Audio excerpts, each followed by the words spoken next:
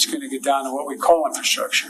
A lot of folks saying that the fact that we have millions of people not able to drink water because there's lead and it's coming through lead pipes.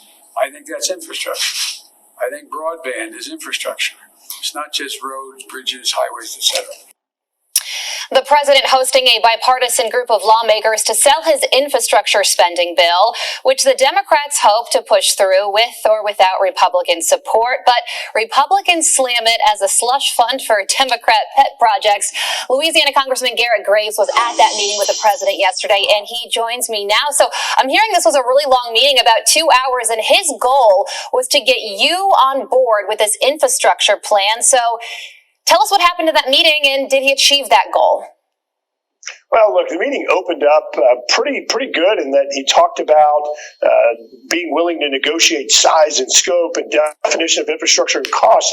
All of those things were the things that we wanted to hear, because we do think that it's too big in size and scope. We think that you can't just add the term infrastructure to any word and it suddenly becomes infrastructure. And so that part opened up, I think, really good. But then as we got into the details, there certainly was pushback on the concerns that we raised about imposing new taxes on raising corporation taxes, raising taxes on individuals, and how that actually undermines any ability to get America ahead to improve the competitiveness of the U.S. workforce. So we did run into some problems or some headwinds in some of the concerns that we raised.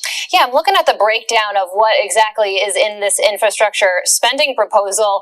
And I mean, there is so much stuff in here that's straight up social welfare or Green New Deal type stuff, like $25 billion to eliminate racial and gender equities, $12 billion for community colleges.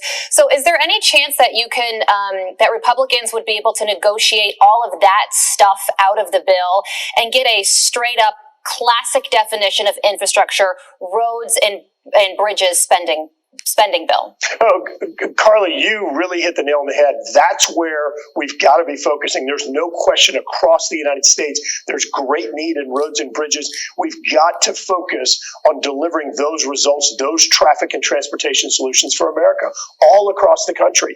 By adding all these other things, you're in a situation where the United States does an awful job already with infrastructure programs with the federal bureaucracy. And instead of trying to focus on those and making them deliver better, deliver more efficiently, you're going to heap more responsibility on the federal government that already is doing a poor job delivering those. It's the wrong solution. We've got to focus on those core areas of infrastructure where we have great needs, on our ports, our waterways, our roads, and our bridges. Some of those areas, making sure we get broadband into some of these rural areas that don't have it, and then we can work with our state and local governments on some of the other things that need to be done.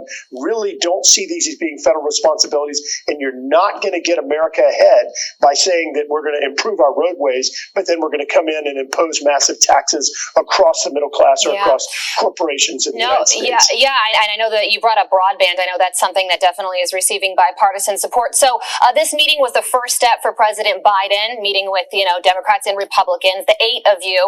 What's next? What's his next move to try and get Republicans on board with this? Well, obviously, this is going to have a lot of content. So the next step is the president offered to send his team over to sit with us to talk through different concerns, different ideas where we're on the same page and see if we can come up with a compromise version. Look, I'm cautiously optimistic, but I also know that we had 8 bipartisan coronavirus bills only to have this last $1.9 trillion bill that was really crammed down America's throat with massive spending in areas that don't have anything to do with coronavirus. So cautiously optimistic, but we'll see if later this week, if they come over and have good faith negotiations. Certainly look forward to that happening. Well, that's right. And, the president says that inaction on infrastructure is not negotiable. So something is going to happen. The price tag and the size of it are the big questions. Congressman, thanks for joining us. We appreciate it. You bet. Thank you.